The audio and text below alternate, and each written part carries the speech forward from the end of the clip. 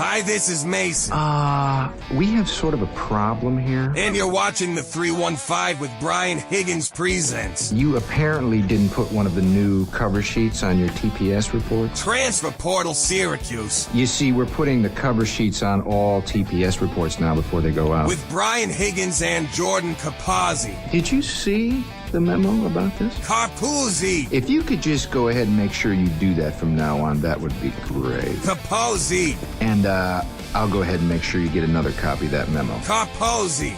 We need to talk about your TPS reports. With this week's TPS Report. If you could go ahead and try to remember to do that from now on, that'd be great. Here's Brian and Jordan. All right. Alrighty, are you sick of me yet? This is like the third show in like 22 hours. Jordan's new here though. He hasn't been on any of these shows in the last 22 hours. So I'm gonna do what I was just doing, which was fall asleep on the floor, and we'll just let Jordan take it from here. What's up, bud? We were all rocking late night last night. Why do all these 9 o'clock games take like 2.5 hours? Like, I don't know who's in charge of this, but it's crazy what's going on. Well, it's all that false hope the Syracuse had to give us, Brian. It is that extended the game. It was like 15 or 20 minutes of just false hope. I did tweet the gif of, the guy that like leans forward in his chair and like re-engages, because like when they cut it to 3, I'm like, all right, fine, reel me back in, I'll pay attention. And then of course it immediately leads to Donnie's blown free throw rebound and the whole thing. It's just like, I had just I literally leaned forward. I'm like, oh, okay, wait, I just did the gif. And then, yeah, not to be. GIF. Yes, I did. Yes, you are the world's foremost GIF pronouncer. GIF guy. Yeah, you're a big GIF guy. For those that don't know it about Jordan's a big GIF guy. Welcome to the show here. It is our TPS report. As normally Wednesday, there was a game last night, as you're all aware of. When there's a game on Wednesday, we do this little shindig on Thursdays. Link pin top of the chat if you'd like to join our shenanigans this evening. Jordan was there. Like, a lot of you were all here late night with me. We had an unbelievable crowd on post game last night. We had like 100 people here at midnight. Like, people are so just out of their mind about Syracuse basketball right now. They are refusing to go to sleep. And you're at the game, setting the basketball aside. We'll get into the game at some point. What was the vibe in the building? On TV, it just sounded like absolutely dead, save for just a few pops. Like, for the most part, it sounded just completely Deadsville in there. Yeah, I got that text a lot. And Sean Lewis, here we go. Thank you for watching. Thank everybody for watching. I got that text from a few people. It sounds completely dead. What's it like? I thought, given the Wednesday 9 p.m. limitations of the crowd, I thought they were engaged. Okay. Inside the dome, it felt like there were some moments where it was hot. They were all a lot of negative moments, but I thought the people who were there did their job. There were only a couple moments where I was sitting there like, crowd could really do something right now, but that was after they were booing. And I want to get something straight about this crowd, because I saw a post talking about how the student section was chanting Fire Autry, and I think a lot of people who weren't at the game have just taken this for granted. I was going to ask you about that, yes. Yes, there were chants of Fire Autry from the student section. The first time I recall it happening, I want to say it was around 6-ish minutes. I don't remember it happening before then, to be honest. If it did, I missed it, which means it wasn't that loud. Okay. It was like 10 people, and they quickly realized it wasn't the vibe and stopped. Okay. And it was one of them where, like, you see this one girl who, God bless her, there's no way, like, she knows more than 3 players on the team and is just there for the vibes. You see her look around laughing, like did I do that?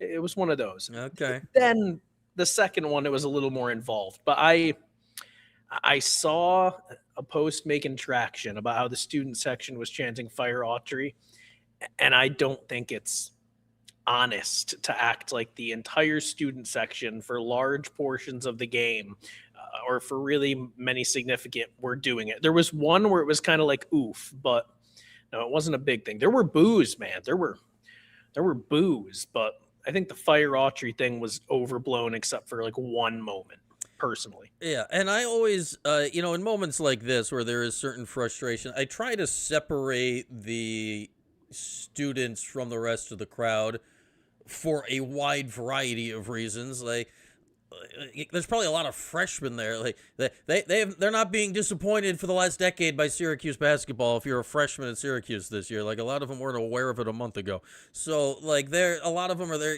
They're just doing whatever and going along with it, and that's fine. That's their prerogative. Like, I'm sure a lot of what you've been hearing on social media and a lot of what I've been hearing and discussing for the last, going to BC, it's been going for a while, but it's really picked up steam here since Saturday, and it's certainly picked up steam even more in the last 24 hours, is that people are, like, they care, but at the same time, they're, like, checking out, or they're, like, wake me up when this is over. And this is literally lifelong Syracuse sports fans that are like, you hear it like, I forgot the game was on, or I watched the game, but like just stone faced, like it's like, it was there, I put it on like out of obligation, but it was like, okay, whatever. I think that's the part where, we talk about fire red, don't fire red, what, like who's making the move, whatever. Man, I wonder how close we're getting to the edge of, because you don't want to lose fans in a way that you can't get them back, right? Like we saw that for a long time in football, like until last year with Kyle McCord and all that, and I think a lot of people jumped back aboard. Like football was dead, save for pops, for 20 years, and it's hard to come back from the dead. And basketball's way closer to that than we'd like right now. Oh, hi Grover. Yeah, and Grover's giving I've a little peek those... over your shoulder there. He just the other shoulder. Fun. He just peeked in over the curtain. There he is. Dang it! Oh, wrong. Yeah, you're wrong shouldered it. There he is. The audio only crowd is baffled right now. I got those texts. I have friends people who I've met through this, which means they listen to sports talk radio. And let me tell you, there's being a fan of a program, and then there is actively choosing to listen to radio shows live, right? Mm-hmm. And that's not meant to be a knock on like live radio or live, anything. But if you're locked in to a show like this live, like you're pretty invested. We appreciate you, but you care enough to turn people talking about something you're interested in into appointment viewing. So I have people like that texting me, oh, I'm watching the Sabres instead, which the Sabres is a choice. I have a lot of people. Sabres are hot right now, so I'm told. Yeah. If I were a season ticket holder and not getting paid to go to the games, and there were another weekday 9 p.m. game after this, which I believe the only one road game against Louisville in March, I'm frozen. Oh, we're back. Yeah, you froze and froze. You're with us. Okay, I'm not sure I'd be making my way out to the Dome Wednesday at 9 p.m. for another game after this. I can't blame people, but what I will say in terms of positive is we saw in the first year of Fran Brown, like what can happen if you get the right person and the right momentum. I know last year stunk, but like you lived it, man. Syracuse was legitimately a national talking point in terms of a football program in 1 year. So it's doable, but Fran Brown is a different type of cat. Yeah, and obviously we saw it can go the other way real fast. Yeah, just schedule check real quick. 1 9 o'clock left, and that's the road game at the Yum Center at the end of the year. Oh boy, that one's going to be problematic. Second to last game of the year, 9 o'clock. Louisville's inconsistent. It could be a sneaky one. They're pretty inconsistent. I'd say a lot. We are a long way from March 3rd. Let's just say a lot of things can happen between now and then. And I don't know how many of them are all that good for Syracuse. But yeah, it's just it's tough right now because, yeah, obviously the people that interact with us and, Sean here, Matt NY, and like all the people here, like if you're watching these shows or still interacting in some way, like you are in a slightly elevated class of the level of caring. But even there's people that are diehards. Like, could you imagine, like what you're saying, like a Syracuse basketball fan last night, what you're saying is it's not that they didn't watch the game. It's not that they oopsed. They actively chose to watch a different sporting event. They chose to watch regular season NHL hockey. Like, I mean, hockey's great. By the way, like, I mean, they play a lot. They play 82 There's a lot of chances they to play watch 82 the Sabres play. games of regular season NHL. They just keep on playing regular season NHL hockey. And you're like, you know what? I'm watching that over Syracuse basketball. That's a problem. And in the building last night, like from everything I've heard, there was maybe like a shade under 6,000 there. I know the announced attendance was 18,000. We all know that's not that's not a butt. When I saw that number today, I was astounded because I don't pay attention on there. When I saw that, I was like, hold up, what now? Like you could try to sneak 10 by me as the announced attendance. Don't try to sneak 18 by me right now. That's tickets sold or tickets out or whatever they're saying now. But when your actual attendance is a third of your announced attendance, and this isn't some rinky-dink program. This is the Dome where we're used to legitimately 20,000, and then on good days, legitimately 30,000. When there's 6,000 there, that is what is unique about Syracuse basketball. Like, there's a lot of teams in the country that have had great teams and are fun to watch and whatever over the years. There's a lot of teams. Syracuse is not unique in that regard. Syracuse is unique that 30,000 people have showed up to watch them in person, like, a lot of times. Lots and lots and lots and lots and lots and lots of teams have 6,000 people show up. And if Syracuse loses what's unique about it, that's probably the hardest thing to get back, right? Like, that's the thing that nationally, like why the brand of Syracuse basketball, I think, still resonates nationally. A lot of it is because of the Dome and the excitement and the giant crowds. Like, I said this on one of the shows earlier, Jordan, you don't get on the Syracuse basketball broadcasts anymore that dramatic camera zoom out to unveil the giant crowd. Now you get the nope, zoom in there, show that. Don't show anybody else, because on like the free throw shots, you're like, oh, there's nobody there, and that's sad. That's sad. Like, this is a league game. I get it was 9:00. I get it's Virginia Tech. It's not the sexiest opponent, but like all told, like a decent game last night. I mean, save for all of our angst about basketball right now, is a reasonable watch. And yeah, nobody cares, and that is a massive problem for the powers that be, whether they realize it or not. Yeah, and I mean, look, Wednesday at 9 p.m. is tough, but they win that BC game. You're really talking about a season-altering stretch. You can't tell me that, a good chunk of season ticket holders are showing up to that game because they know it's crucial and they do care.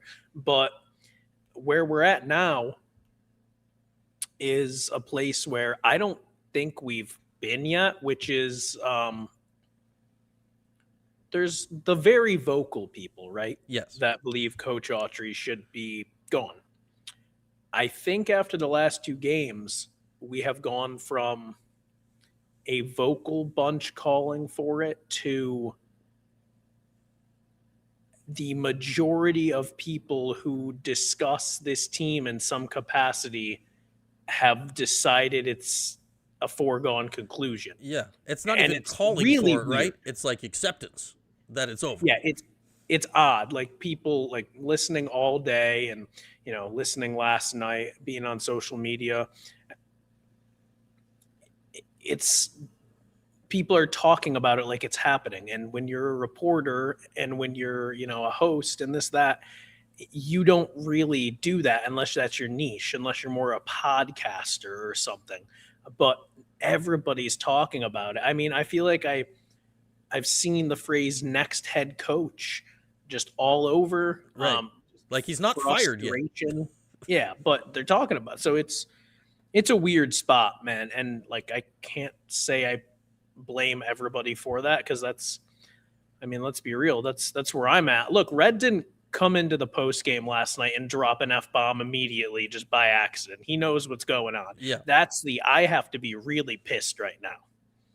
Yeah. And he is pissed, but like that's not an accident. He comes in there and within 3 sentences drops an F-bomb. Yeah, he's not a casual accidental swear. Like he let that one fly and knew what he was doing. Which, is prerogative. Meanwhile, like his counterpart, Mike Young, sauntered in there and he was talking about tractor pulls. Like that was a jolly time. I don't know what was like. We had Mike Young up there. Like, well, let's listen to this guy. That was, I don't know what that was, but that was fun. I don't know what he was talking about, but it was great. Everybody else who comes to the Dome as a head coach is just really like- fun. Like even Luke Laux, Yeah. like even that game, like he was fun and funny, and they didn't even win. Like, and I think it speaks to the position Red is in too. Like no matter whether they win or lose, like he just seems absolutely stressed. Even Yeah. coaches who are losing in other programs are going in there like, hey, wear a different jacket next time, buddy, old boy. Aha. So I feel bad for the guy, but barring a miracle, it's, we're at that point. Yeah, and Red's not dumb. Like he knows the situation he's in, and he probably, like, I'm going to assume he knows even much more of the situation he's in than we even presume to know of the situation he's in. Like who knows what he's exactly been told, right? But let's go back to like Dino a few years ago when, like, after the fact we learned that like Dino knew in August that he had to win 7 games, and then in hindsight when you retcon it and you remember him walking off the field at Georgia Tech when they still had a chance to make a bowl and still did make a bowl, like he and among a very, very, very short list of people on earth knew that he was done, like walking off the field, and we didn't know it yet.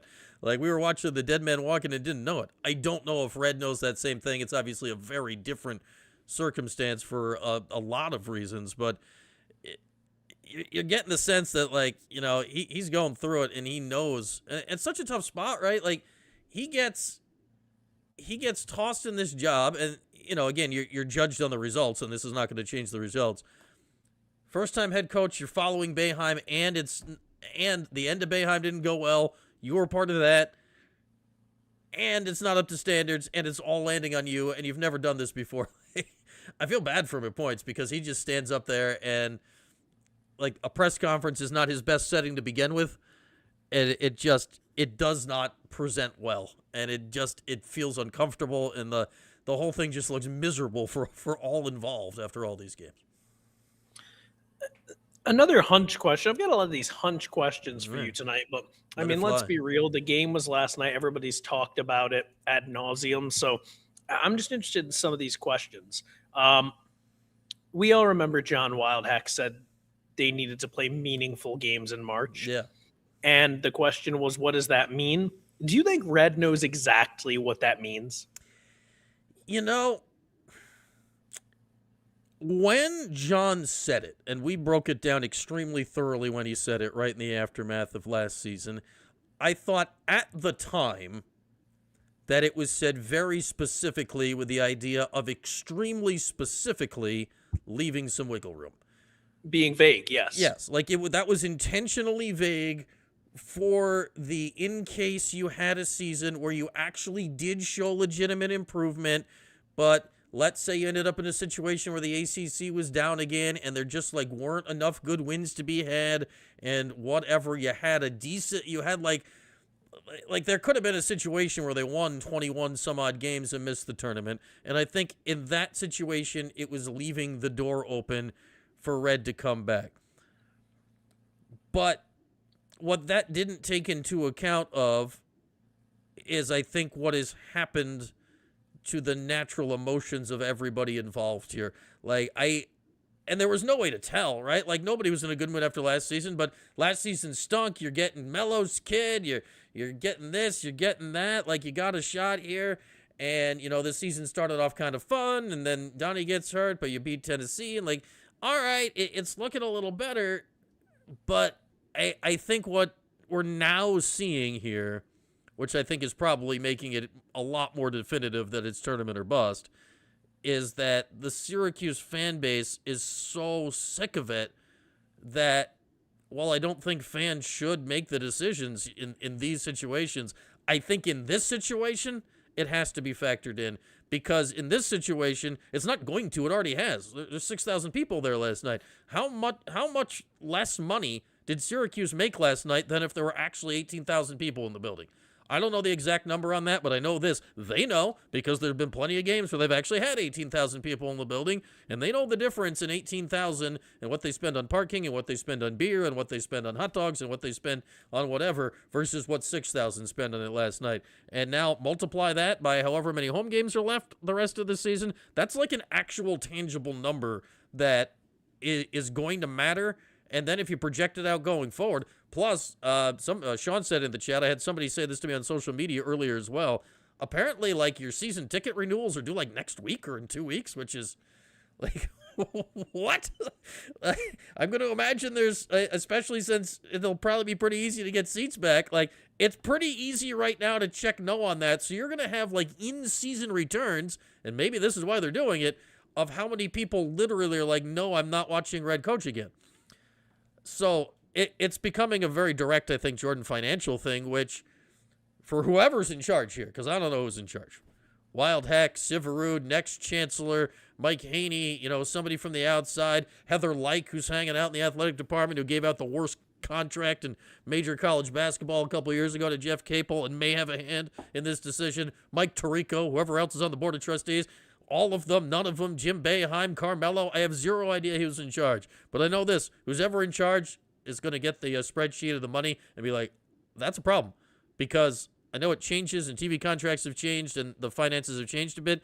Syracuse, not alone, but really, really short list, Jordan, and you know this, in major college athletics, has basketball or at least had, as a significantly higher percentage of revenue than other schools have. Not that it's more important than football, but it was a lot closer than other schools. You only put 6,000 in there? Yee. And then you can't afford things like a good new coach or to pay your players or any of that stuff that you want to do. And it's a problem. And it has to factor in. It has to factor in. That's the thing. Yeah, I don't even know if I answered your question. That we went off on a tangent there, but I think I might have. Good. No, that's a good point though, because it always comes down to the bottom line. And this isn't like, say, the Knicks, where even when they were a laughing stock, they were still incredibly profitable. This isn't like the Cowboys, where they have a disappointing season. You're still the most expensive franchise. The thing is, man, and it's been mentioned in our chat too. I want to see who said it. It was Sean again, but this is an event thing, right? Let's be real. A lot of these Syracuse basketball games used to be a big freaking deal. If not and all the of vibes them, are low. Yeah, if not all of them, like, this, like, even in down-ish years, like, at minimum, the Saturday League home games were a big deal. And then some years, if you were cooking, every game was appointment. Like, think of 2017, the John Gillen year. Like, that year was all over the place. But, like, when Duke was there Saturday, I mean, they set an attendance record, and then Gillen hits the shot and the whole thing. But, like, every Saturday was like that. It was an event. It is what people made their social calendars around in winter in Syracuse. This, to use a lacrosse example, like back in the day when they were going to 22 Final Fours in a row, the old Kyle Federley story goes is that, like, people would make their Memorial Day reservations when they were checking out of the hotel the year before. Like, you didn't plan a Memorial Day cookout. You planned on going to the Final Four. Obviously, that's no longer. Hopefully, they make it back again this year for a second straight year. In basketball, to paraphrase Jim Boeheim when he's always asked about the weather, like, most of the year it's nice in Syracuse. The rest of the year it's basketball season. Well, now for people, the rest of the year isn't all basketball season anymore. And I don't know if anyone was outside today. Yeah, like, that was terrible. And I don't want to be outside today. It used to be people would look at that weather outside and say, well, it's basketball season. Bundle up, walk uphill both ways, and go to the Dome. They didn't do that last night. I got a feeling they're not going to do it on Saturday, because Saturday it's going to be like 1 degree outside. A decade ago, people were like, 1 degree. Have a little extra pregame internal insulation, toss on a second hat, and let's go. Like, it wouldn't be a consideration. 1 degree wouldn't stop people from going to the games. Saturday, it's going to be 1 out, I think.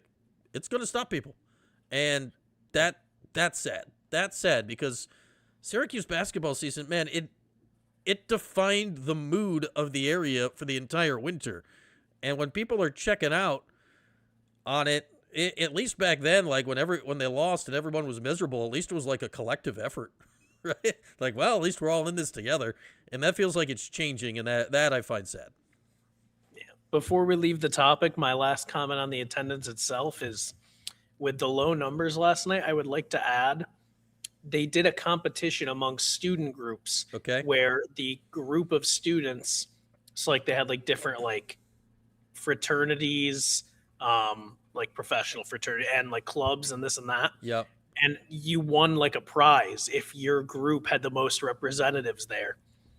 Which is to say, if we only think there were 6,000 in there, if all of these student groups were trying to get the most people possible to show up, that's more than, that could be like, I don't know, 5% conservatively. Yeah.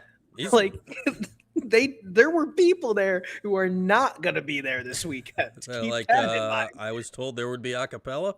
Where do we what are we doing with this? Yeah, dude, no chance that like the Storm Chaser Club is going to be at Saturday's game, okay? Although I guess they're playing the Hurricanes, so I picked a bad And there'll be one. a storm, so they may be chasing it like to the dome. Like, I don't know. But or they'll be occupied because it's going to be 1 degree out. I don't know. It's just for so many years it was easy to assume like it is basketball season, win, lose or draw, this is the event of the day.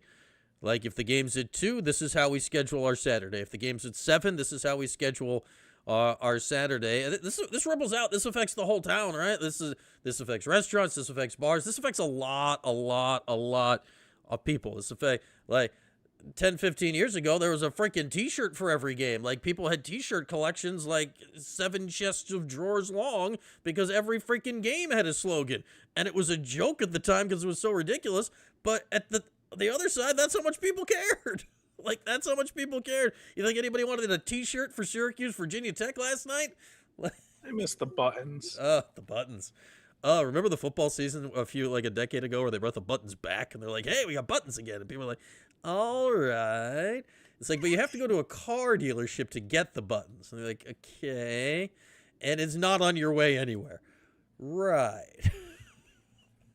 It's like, can I have a button? No. Go to Driver's Village. Go find a button. It's frustrating because, like, as frustrating as this is, like, especially compared to last year, this is there's a lot of actual basketball issues. This is a million times better basketball to watch this year. Like, there's at least talented players that might play well on any given night. Last year, nothing good was going to happen. Like 2 years ago was just a soap opera of epic proportions for 98 different reasons. Shout out Carl Mintz. But he was on the Twitter last night. But I don't know. It stinks. This is the way it is. And then because of the way, and this is not Syracuse, right, Jordan? This is just college sports these days. Because of Portal and NIL, like, all right, say they make a change. Like, there's no way to even look at this season as a growth point. Like, it's possible literally the whole roster could be gone. Like, if the coach leaves, everyone could be gone. Now, you'd assume, like, Cayenne would be back or whatever. But, I mean, setting that aside, like, what are they even building to? Like, you could say, oh, young team, you can have this guy back and that guy back and this guy back. And, oh, wait till you see what Sadiq turns into. And these are all the conversations that you used to have. Like, Sadiq's a really intriguing young player to me who makes a lot of freshman mistakes. Right? And I'd love to see him as a sophomore and a junior. And somebody will, maybe. Like, will we? I don't know. So then, like, that also, I think, tampers back your investment in it. If you're like, if we invest the time in his growth and we as fans and observers don't get the payoff, it's like, okay. And who knows? Who knows? What's up, Gavendo? Yeah, way to remember Gavendo. Gavendo called in this morning, Jordan, and he was not in a dark corner. We could see all of them. Oh, yeah, how about that? Very off-brand. Yeah, he was on his way up to some high school wrestling. How did the North Stars do, Gavendo? How did little Gavendo do on the mat today? We need a full wrestling breakdown. Yeah, Tronic. That's what. If we're gonna go economics on it, like the micro is way better this year than last year, but the macro is broken. Like the macro of Syracuse basketball is shattered in a way that frankly, I don't think it can be fixed at this point until there's a change, which is unfortunate. Because think of how people were feeling like a month ago. People were still miserable, and the season was all right. Like, people were still It was canceled. No wrestling. They canceled wrestling for wind? Ridiculous is what it is. I don't like You that at said all. something, Brian, about assuming Kyan returns. I don't feel comfortable at this point assuming anybody returns. No, like I'd say if like I was anybody. if I was going to on the list of people I was going to if we were going to do a confidence on the roster next year, I'd probably put Cayenne first just I'll because, give you that, Brian. But I'm still not like I'm not putting it at 90%. I asked him last night, Brian, a question, and Cayenne's media trained. He doesn't do accidents when he's speaking. No, That's some of his answers last night were like, okay. Brian, the question I asked him was, at low moments like this, I have to ask you this because your dad's a Cuse legend and he's been through playing here and at higher levels. What type of advice does he give you? And in a 30-second answer, somehow it gets to, I have a different perspective because I'm on the bench watching at the end of the games. And while I'm rooting for everyone to do well, we have dropped a couple and we need to do better as a team, as a coaching staff. By the way, he's not a coach, so that we doesn't work with coaching staff No. to like work together. Like, again, Yeah, there are no accidents. I could read into things too much, but like when you ask somebody a question, right? And they don't answer it, but they say something that catches your ear. And you know they're not like dumb and they're not just like yammering. Yeah. That's like, all right, this is the end of my session. Everybody else has left me alone. It's just this guy talking to me right now. I'm going to say something that's on my mind. That's how it felt to me. So I don't know what, man. I don't know what I assume. Yeah, I don't know. Hey, we got a call here. Let's work to get our guy Anthony aboard here on a is it Thursday? I don't even know anymore what day or time we're in. It's all blending together. Anthony, good to see you, man. What's up? It's Thursday, man. It's Thursday. All right. I appreciate the confirmation. I don't know. Like when these games, like we were on last night until Thursday, so I'm keeping track if it's still Thursday or not. I'm the one that usually get the days wrong. I'm the old guy here. I'm just tired, man. I was asleep on the floor an hour ago. Like anything's in play. What's my man name again there? I forgot his name. I told you I'm getting old, man. Jordan's with us. Jordan. What's up, Jordan? What's up? Hiding off screen, eating a TV dinner. What's good? Nah, I was listening to you guys, man. It sounds like this is the Sympathy for Red show. The, this Red Archie sympathy segment there. Yeah, I mean, I feel bad for him. Like it doesn't make it better, right? Like it doesn't change anything. But realistically, I'd say regardless of who got the job after Boeheim, this was probably going to happen to whomever it was, barring something unusual. But yeah, I think it's being laid bare, right, Anthony, over the last 3 years and especially this year, all the stuff that Red wasn't quite ready for. And then, man, the fact that the entire state of college basketball changed under his feet didn't help. But, man, he is just hanging out to dry right now. It doesn't mean it's without fault, but, like, I do feel bad for him because I know it comes off as excuses, but I think there's a portion of the fans who won't accept the limitations of what Syracuse is compared to these big schools funded by like entire states, funded by like, I know Weitzman has money, right? But we're talking people who make Weitzman, look, like a wealthy guy, but not like, oh my gosh. There's just certain limitations in terms of funding and money and risks that the athletic department is willing to take. And just some people don't give Red that little bit of, slack that he might deserve for that. Again, not without fault, but I feel bad for him in some respects. Plus, he's a good dude. People are saying, you gotta go way back. You gotta go way back. I often think about this. I like I said, I'm old school from from the 80s, watching SU when they were in the Big East.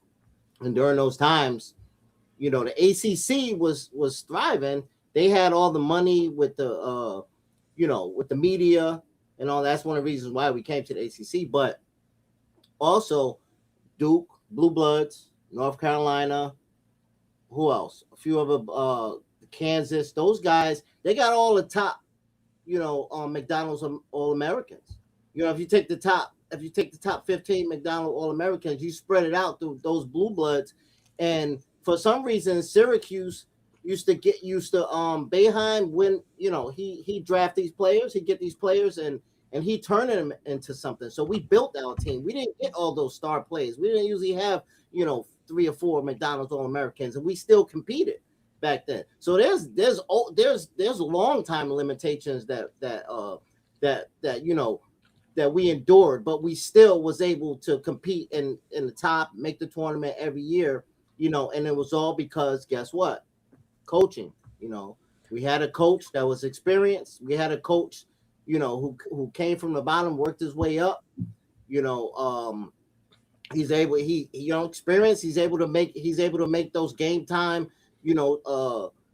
decisions. He's able to make those adjustments, and over the years, he became a legend. And I think a lot of the games that we won was because of coaching. If it was an even game like the game last night, I'd say I'd give us +5 just for the coaching itself. So, but Autry, he's part of that limitation at this point right now. Yeah, I agree, but how do you build in today's era? You know what I mean? It's not like you develop guys and keep them. If a guy develops, he will go somewhere and take a payday. So how do you build like Boeheim did? Well, I mean, the thing about it, I think Brent Axe brings it up a lot. He brings up the evidence of how some of these schools in the last couple of years brought in a coach like Louisville, worst record in college basketball. What, a year or two ago? Brought in a coach and immediately they excelled. So I don't know too much about the coach they brought in. If they went searching nationally or whatever, but it can happen. There was a few examples, 3 or 4 of how you can bring a coach in and they can still excel. So what's Autry's excuse? And maybe he just doesn't have the knack for that particular type of position. You know what I'm saying? I think both things can be true, but 3 or 4, that's not a lot with how many teams there are, though. But I think you're also right. I mean, I'd be lying if I sat here and tried to convince you that I'm sitting here give Red 2 more years, he'll have it all figured out. I think it's fair to say, based on the talent, whether it's X's and O's or motivation, something he and the staff aren't doing is hurting this team. Definitely. Well, some of the insights that I've heard is that Red tends to come off a little soft with the players. Maybe he tends to try to be more on a friend basis, maybe because of the current atmosphere in college basketball with the transfer portal, everybody can leave. Maybe he feels he needs to have some sort of friendship connection rather than insert a tremendous amount of discipline with his players, like Boeheim and other players. Those players were scared. If they did something wrong, they would be immediately pulled out and sat on a bench right next to him. Autry, I think maybe he feels like if that happens, players are going to start to dwindle away and he's going to lose connection and he's going to lose players. So maybe his coach mentality is a little bit, you know what I mean? Which, I mean, that was probably his role. Ryan, you might have a better idea than me, but that had to have been part of his role with Boeheim, right? I'd say, yeah, nice guy. A lot of the assistants' role with Boeheim is you needed an army of good cops to go with the Boeheim bad cop. For many years, that was clearly Hopkins' main job, was to smooth things over, and then obviously that transition to Red and Jerry to some extent over the years. And then, to Anthony, your point earlier, Syracuse did have great talents back in the day when you look at, Pearl and DC and Billy Owens and Wallace. But what Boeheim teams, and to Jordan's point, this is what has changed in the state of college basketball. Boeheim's teams always, the guys that weren't those guys, they always had juniors that were way better than they were as freshmen and sophomores. They had guys, upperclassmen, and those guys just don't exist anymore.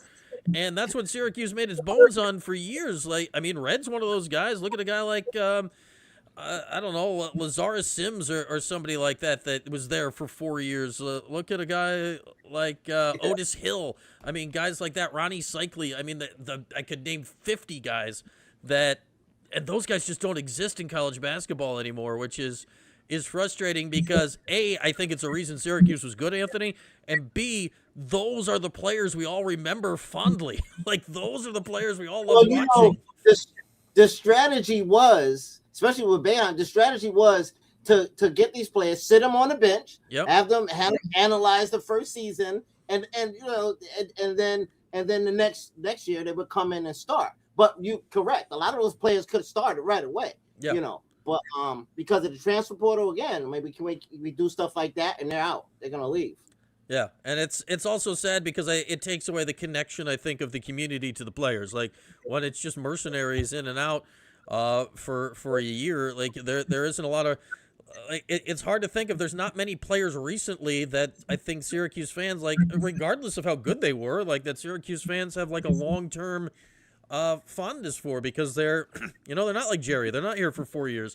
Or even guys like a guy like Trevor Cooney doesn't exist anymore. Like, guys aren't there. I bought Marek Dolezaj stickers. Damn it. There will never be another player like that. Remember, he had the pizza and everyone was like, oh, the foreign guy likes pizza.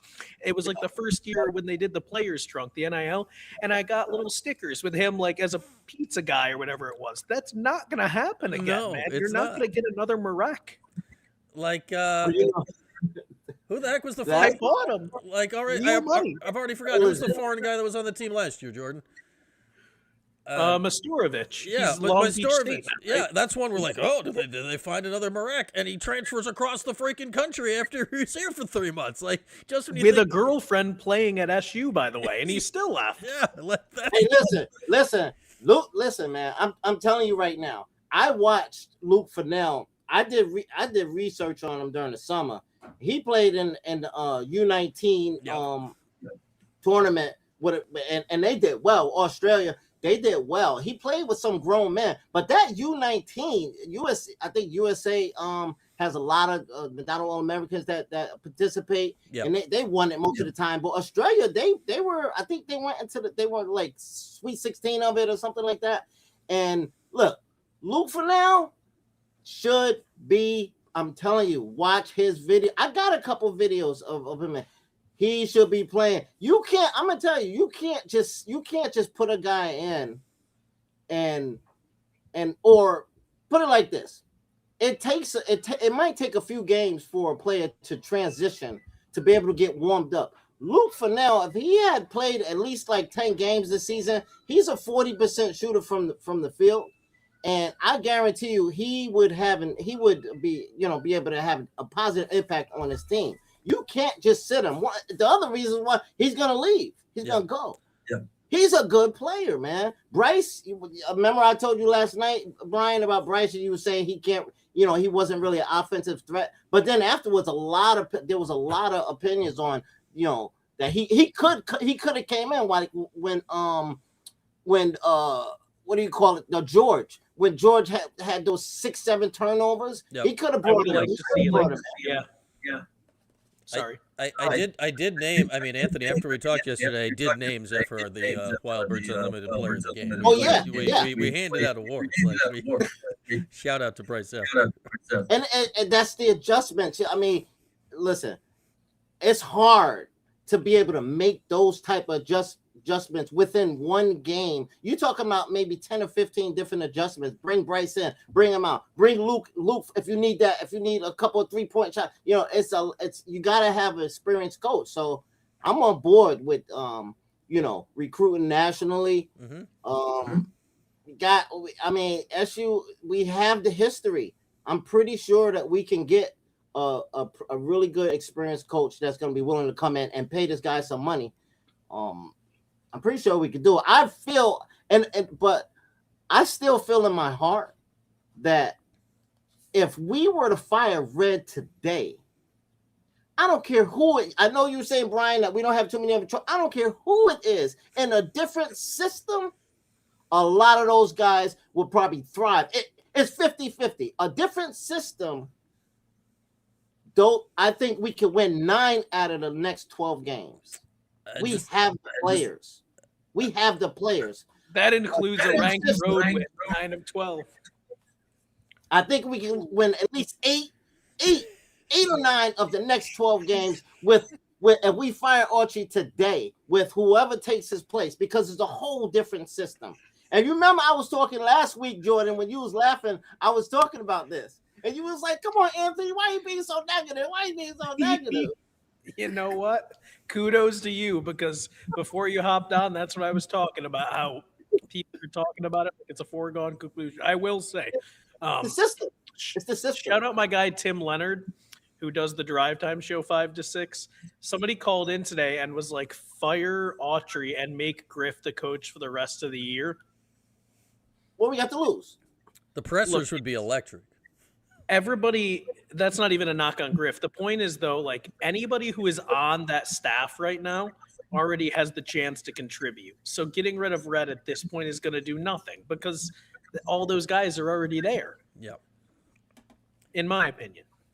Well, what? No, they're not. They're going to come in with a different system. It's the system that Nate George can't thrive in. There's no way you could be a second team all American assist in the ACC and then come in the next year and it can't do nothing. It don't happen. If you have that, you talent, can't just implement a system tomorrow, though. Come on, we don't got time for a system. No, I mean, if one of those guys, Griffin, or one of those guys got the experience to do it, I mean, GMAC, he has a system in place already, but I don't think he's gonna leave Seattle. But I'm just saying, if it's the system that we're not thriving in, you guys play basketball before. I know I play a little ball, street ball, and I know that there was one time where I'm playing with my best friend, and he's like, Tony, you can shoot.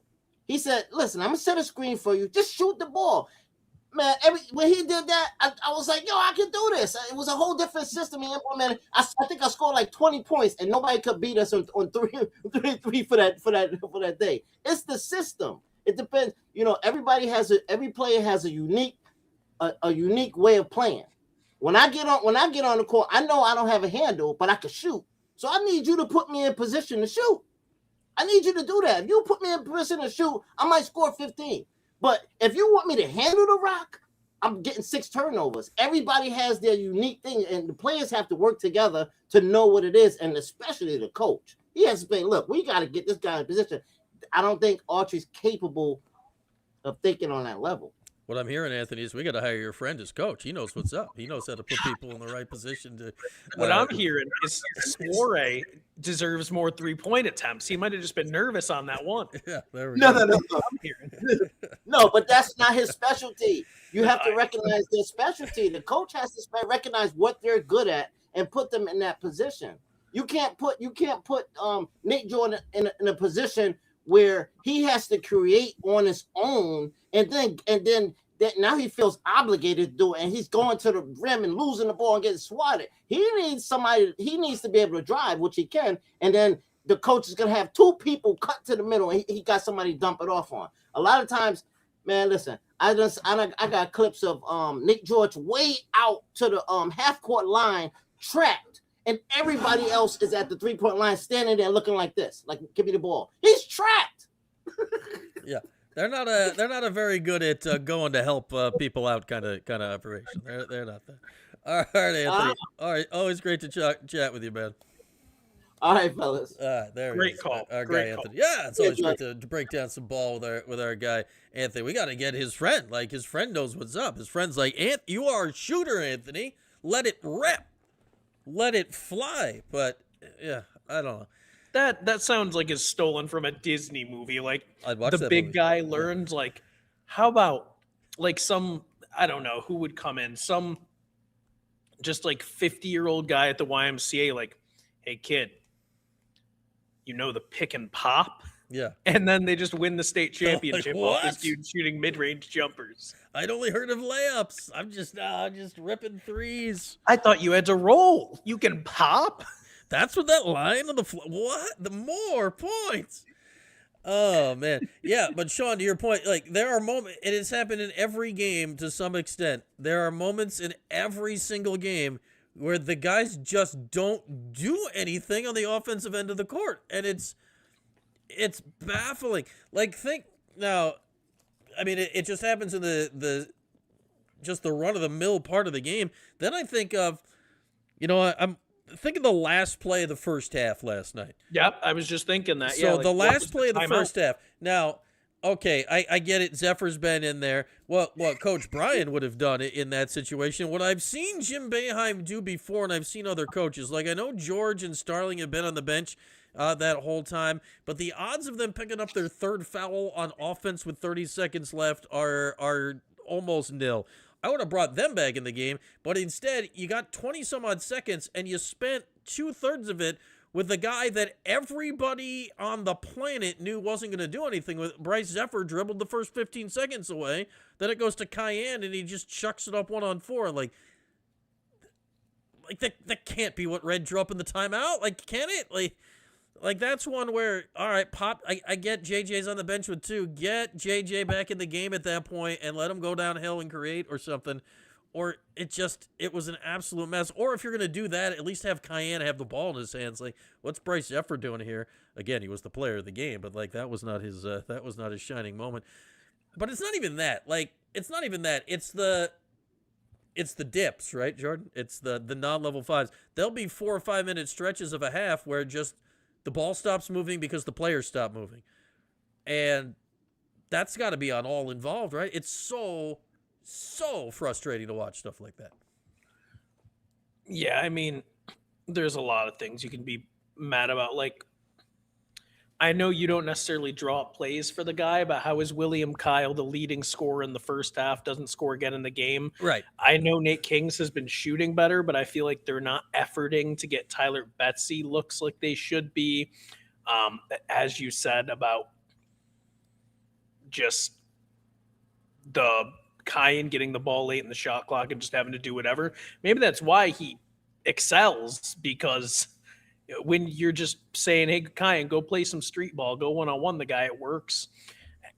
You see some actions, you see stuff, but for example, I wonder how much of it is the players not running the actions wonderfully, because like, yeah, that's what I have no for idea. example, with JJ, what's up with some of these like wide angle cuts where by the time JJ actually turns the corner, he's all the way on the right side of the paint?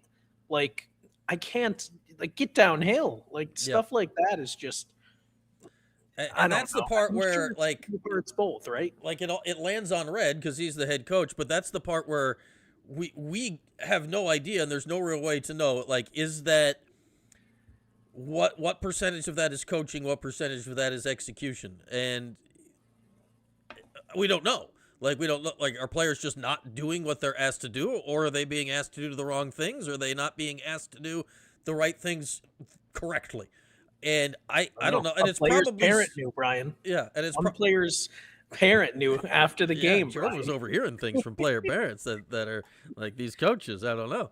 Like Jordan, it wasn't overhearing. Yeah. Came up and said it right. Like, they know where the media is. And look, I could have said it, but I am going to guard this star player's identity, potentially to a fault. But that person knew who the media were. Okay, they're right there every time. Yeah, you have a way of identifying yourself. I mean, you have a little pass that says who you are. You do sit in the company of the Hall of Famers and Mike and Donna over there. So like you're in highfalutin territory down there at the end of the court. And yeah, Sean, like this is where like the end of Boeheim is so interesting, right? Because like almost anybody that you were going to hire was not going to be as good of an in-moment tactical coach as Jim, because that like in games, like Jim on the whiteboard, Jim making small adjustments to the game. That's what he was like. That's why he's a Hall of Famer. That's what he was really good at.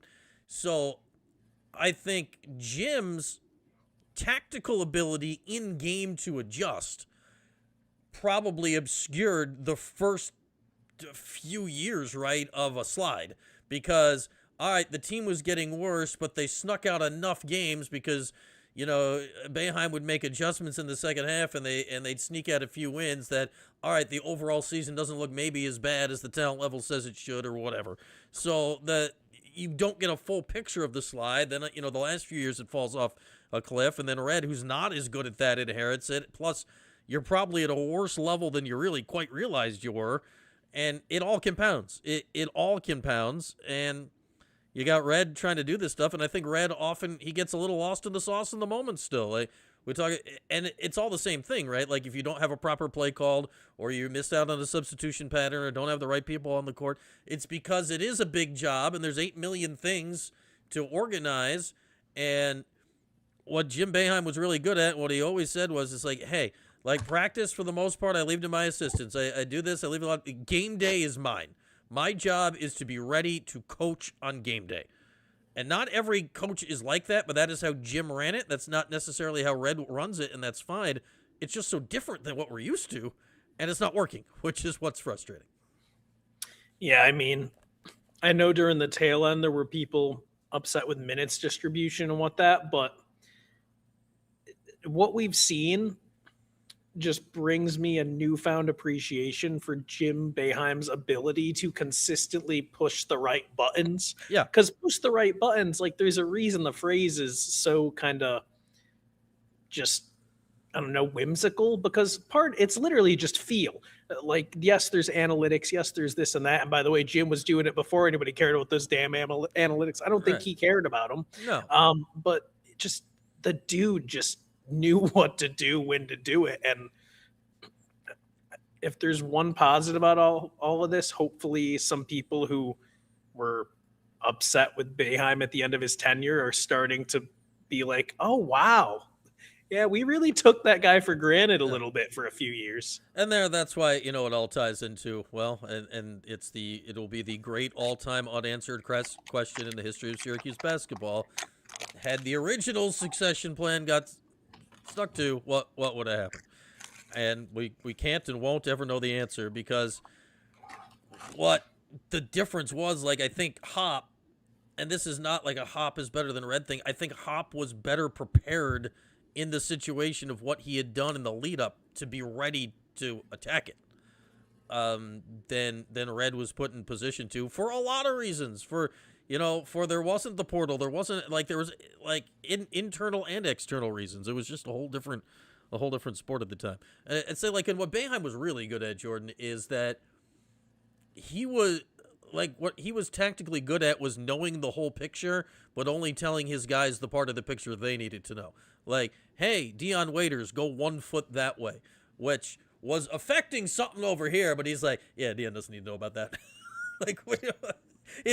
Dude, go 1 foot that way, and it solves some other problem. But I don't need to tell him why. And you're not starting, by the way. Yeah, it's sit on the bench. You'll go 4th overall. It's cool. But if you go 1 foot that way, it's gonna fix everything we got. And no, don't ask any follow-up questions. 1 foot that way. And if he went 0 feet that way, he can walk 7 feet that way, because that's where the bench is. That's how he handled it. And it's a whole different world. It's a whole different world. All right. What a guy. Yeah. Do you have anything else on I don't hoops? know. We could talk about it all day, and we'll also talk out about it. So, that's... Yeah. My only question is, I've been thinking of a hypothetical, which is now, I believe it's now dead, if I recall. Okay. But I was trying to figure out, say before last night, Syracuse won every game on their schedule except road games against currently ranked teams. Then say they won a game in the ACC tournament. Okay. That would put them, by my math yesterday, at, I believe, 22-11. But they lost all of their big ranked games. You're saying this is after the BC loss? Like they've lost to BC in this? Yeah, but not Virginia Tech. Would 22-11, but with losses to BC and Hofstra, have gotten them in? Because yes, you get some good wins, but for example, you don't get Virginia, and you don't get Duke, and you don't get the UNC on the road, and you don't. So your get big win in this scenario, your 2 big wins in UNC this scenario, at home, probably. UNC at home and Tennessee at home. Those are your wins that you're hanging your hat on. And then the couple. Would that have gotten them in? It would have put them right there. That you talk about meaningful games in March, we would have had to watch the selection show. I think like they would like you're in play. Like I think that scenario, honestly, Jordan, I think is the reason the phrase "meaningful games in March" was uttered last year, because like that's a legitimate scenario, right? That obviously isn't going to happen, but that's a legitimate scenario of a 22-win team that misses the tournament potentially. Gone.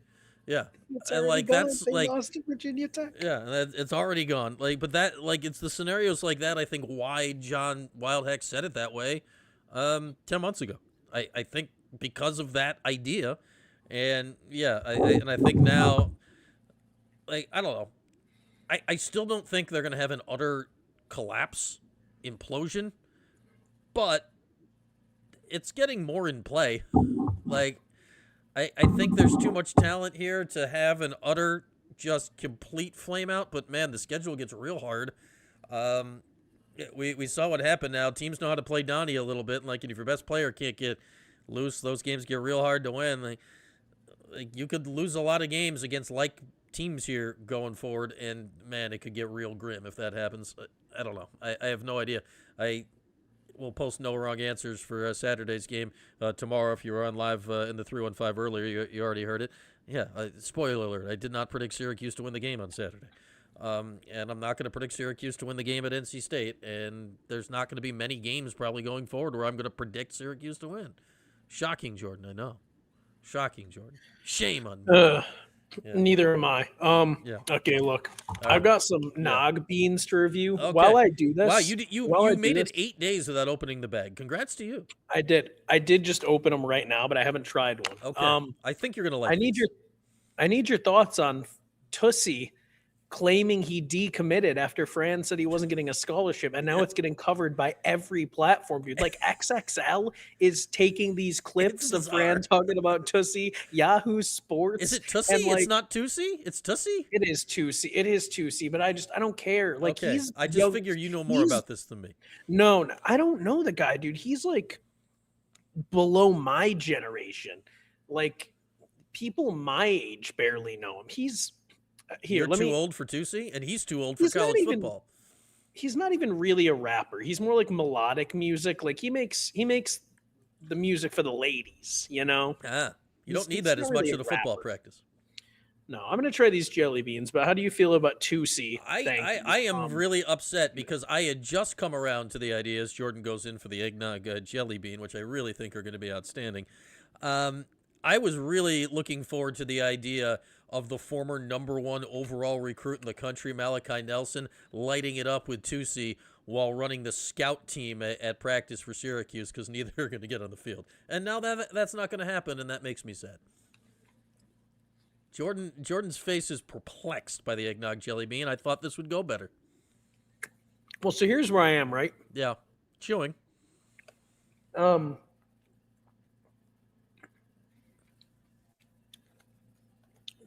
Who was it? Was it Jim Mora? Was Jim Mora they are who we thought they were? That was Dennis Green. Jim Mora's playoffs.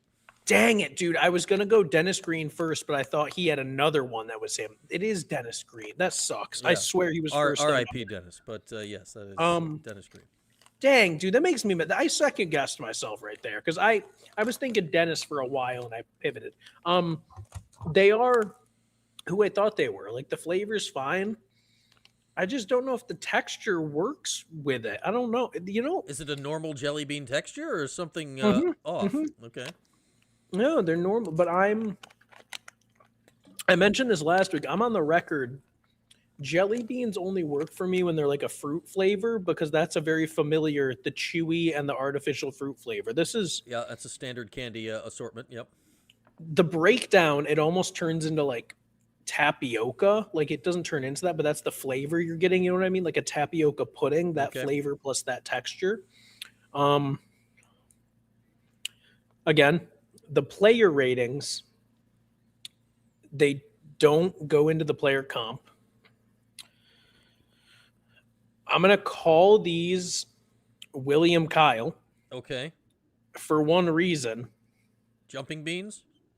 They're bouncy, man. They're bouncy. Like the texture, they're bouncy. It's a bouncy. And William Kyle, they're bouncy. He's a bouncy fellow.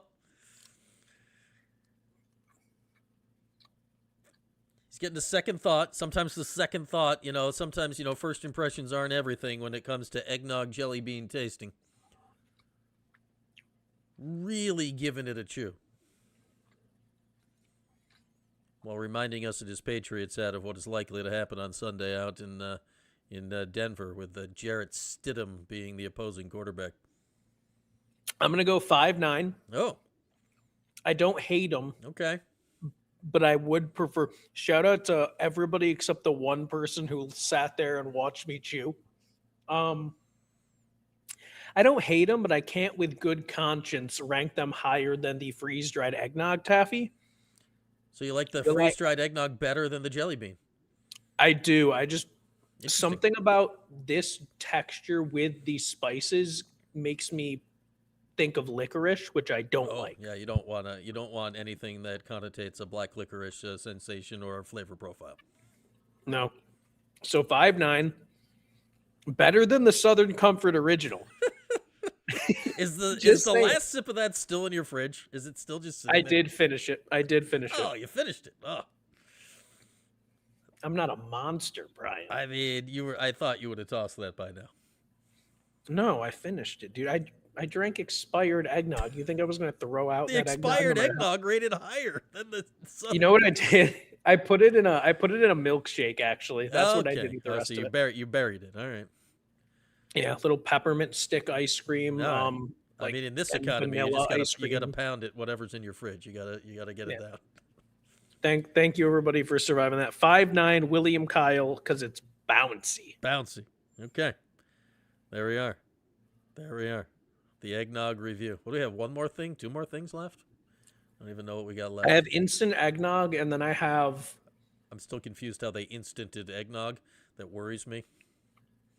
It is cold. And then I have another type of eggnog candy that's coming soon, but it got pushed back. So I love how your eggnog candy has been like delayed in transit. It's just somewhere. Yeah.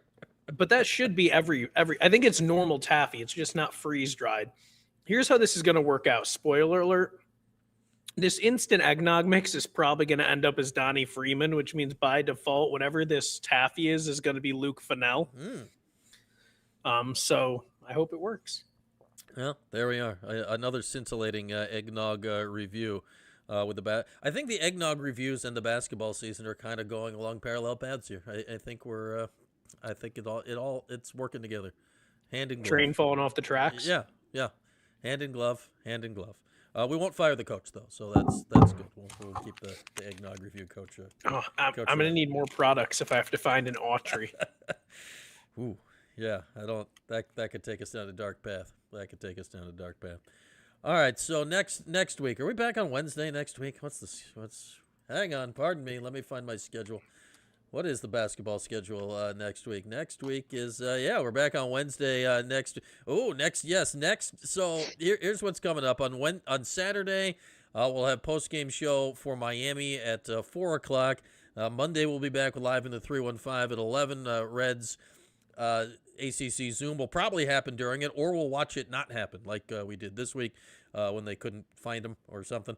And Tuesday night, we get the Fightin' Autry's on the road at the Fightin' Will Wades in Quadir Copeland. So we'll have that to talk about on Wednesday on our next TPS report. So, man, if Q goes off against Red, which I think we all know Q's going to try to go out and just have a crazy game in that game, we're going to have something to talk about next week. Do we know, does Quadir's brother secretly live in the dorm with him and then go to all the Wolfpack games as well, or was that just a Syracuse thing? I have no information on this, but I'm just going to assume so. Like, things like that don't typically change. I'm gonna have to DM an NC State reporter and be like, does Quadir's brother still go to all the games? Yeah, like, I mean, that is like a Syracuse. I mean, I think of like all the various relatives of Scoop Jardine that were in the chow line, and like how many people were living in Paul Harris's room, and like there's always been something. There's always been. I mean, it's a Syracuse tradition. I assume it can't just be here, but yeah. I mean, the Copeland family, they gotta roll tight. They gotta keep it together. All right, we're gonna let Jordan eat his jelly beans. We're all gonna go to sleep. Thank you all for hanging out. Third time in 24 hours. Enjoy your night, everybody. More Q Soups coming up on Saturday. Thanks for watching the 315 with Brian Higgins. Don't forget to like, subscribe, and turn your notifications on. We'll see you next time.